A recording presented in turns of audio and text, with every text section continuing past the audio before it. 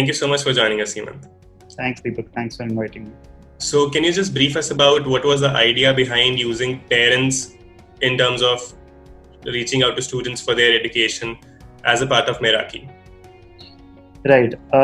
So we started Meraki with the fundamental belief that educating children starts with parents.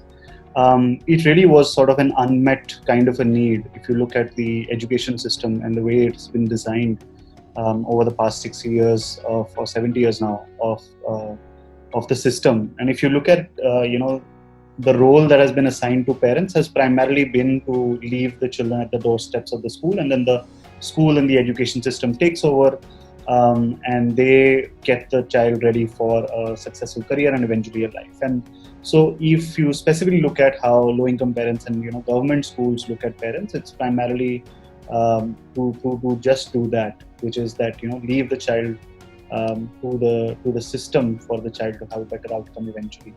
And so what we really came in with is that as a social enterprise, we were very clear that the government or the private sector wasn't really solving for a challenge that most of the parents face on a day-to-day basis. Most of the parents in the low-income setup who send their children to governments or low-income private schools themselves haven't had the kind of education that they aspire their children to have. They mostly have been at the intersection of intergenerational, multidimensional poverty, because of which their own capabilities to be able to support their children hasn't been built up. And so we saw that how, if you look at policy itself, the only place where parents come in terms of the policy mention is with respect to the RT and specifically with respect to the school management committees. But really the conversation in terms of the school management committees is also for parents to get involved to improve schools per se.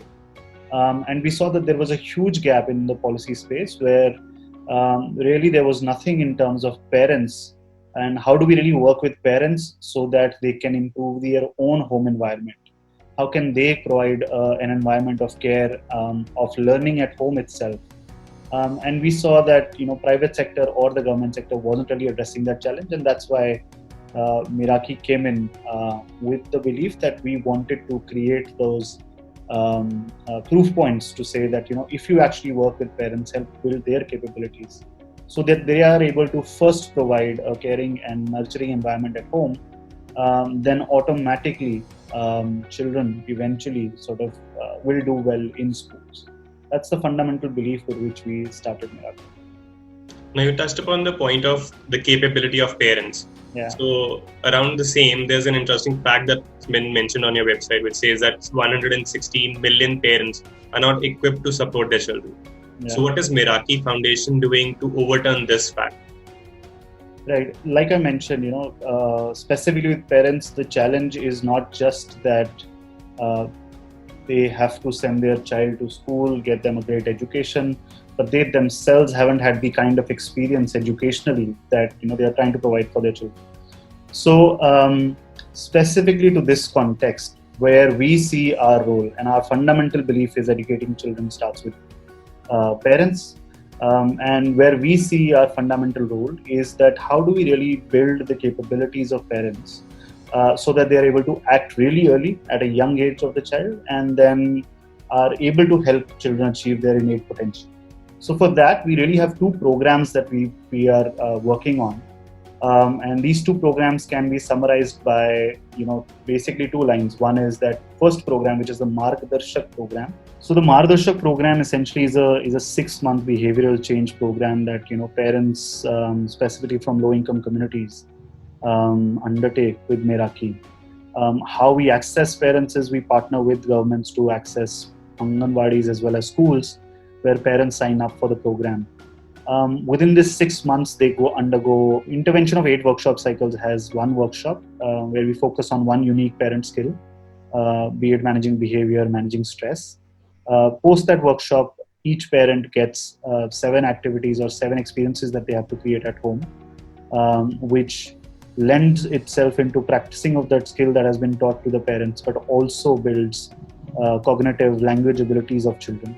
We also have a component of home visitation where our Margdarshaks which in English means guides, essentially go and visit each parent, help them address any challenges that they might be facing with respect to the intervention or with their children itself.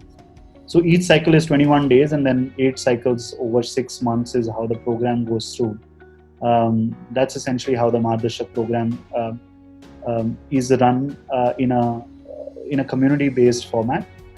Post the lockdown, what we've been able to do is to successfully learn from our experience of running this in communities, and been able to digitize all of that content to really build an intervention where parents can get access to this content digitally through their WhatsApp, through IVRs, through messages, etc.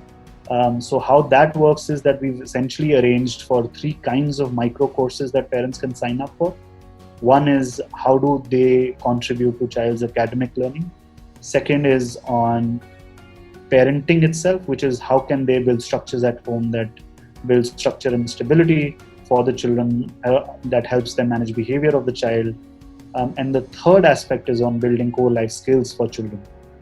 So parents every single day get like one activity, which is a 1-minute video that they get, and that provides for the activity that they have to conduct. These activities are resource light, so any parent can do these activities, and also are designed in a manner that even parents who have never been to school can actually conduct these activities.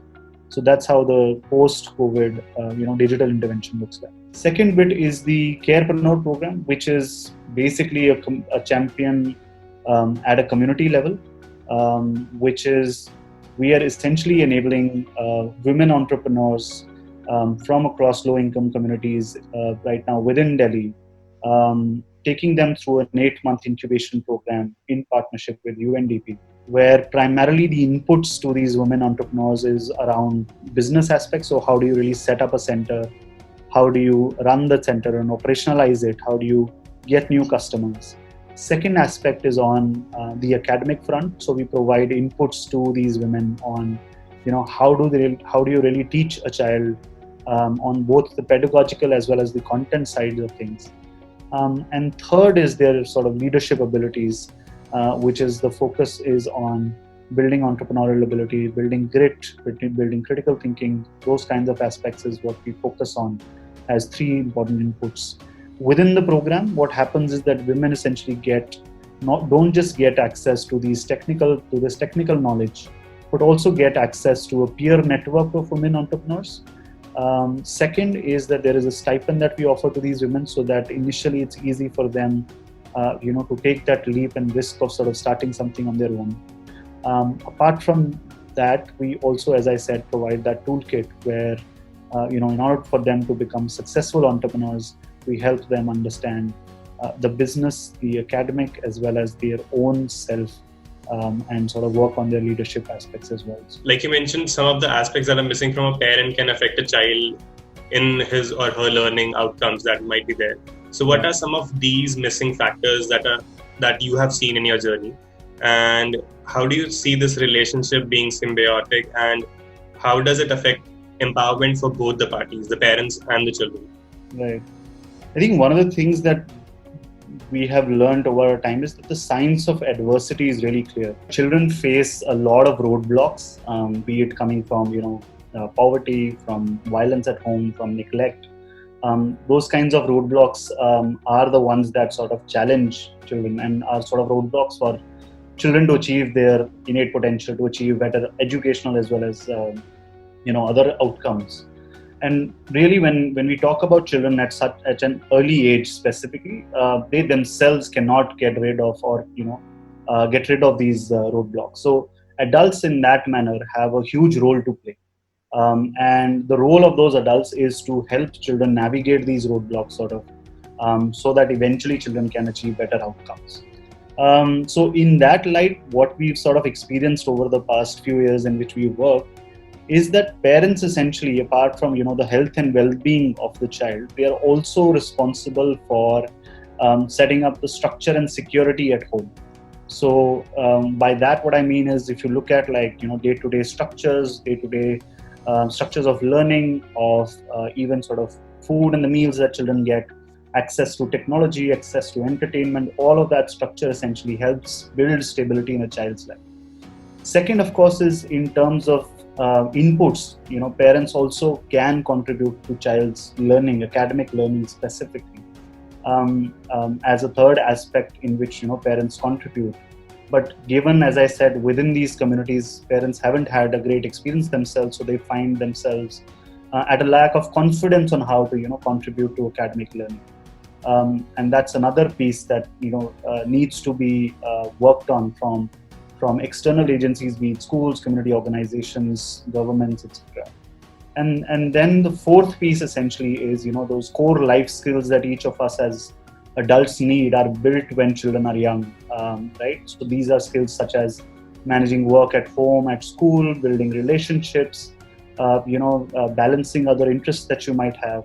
So parents in that way have a responsibility of not just providing for health and well-being, security and stability, providing academic inputs, but also to building those core life skills. Now, this would have been simpler if there wouldn't have been any adversity that families face.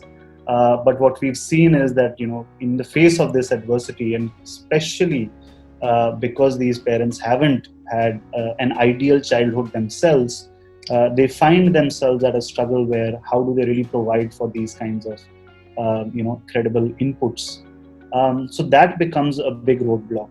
So now if we talk about education as a domain, there's a lot of interventions that are there in the space, but a lot of them do not fit the bill or do not become a sustained interventions over a period of time. So what is it that you do to measure the success matrices for your programs, and considering that it need not be a quick fix, fast-paced intervention, it has to be a sustained intervention over time. So how do you improve and how do you measure success for your programs? In our fundamental aim is India of school-ready children. And we believe that will only happen if the families and parents are equipped enough to be able to support these children's journey. But in order to be able to do that, we have to sort of face the reality. And the reality is that children are entering into schools not with the skills that they need, right? Report after report, be it around Pratham's ASA report talks about how children in grade 3 are not able to read grade 1 text. Children at grade 5 are unable to do math and English at the level that they should be doing. So what we essentially are looking at is that children are entering schools at a disadvantage. So given that Meraki works with the age group of 0 to 10, our focus is on ensuring that children are entering school ready. And so therefore, our impact measurement is around two critical aspects. One is around the child and another one is around parent itself. So with the child, what we've seen is that every child who's entered Meraki's program, we measure their cognitive and language ability, and we've seen that consistently they've outperformed children who've not been a part of the intervention itself. Second thing that we've seen is that children who enter Meraki's program successfully transition into government schools. So we've had no dropouts from that transition between an Anganwadi to a school is how we've sort of seen that go through as well. On the parents' end, how we measure it is on three aspects. So one is specifically around measuring the awareness of the parent around child development itself.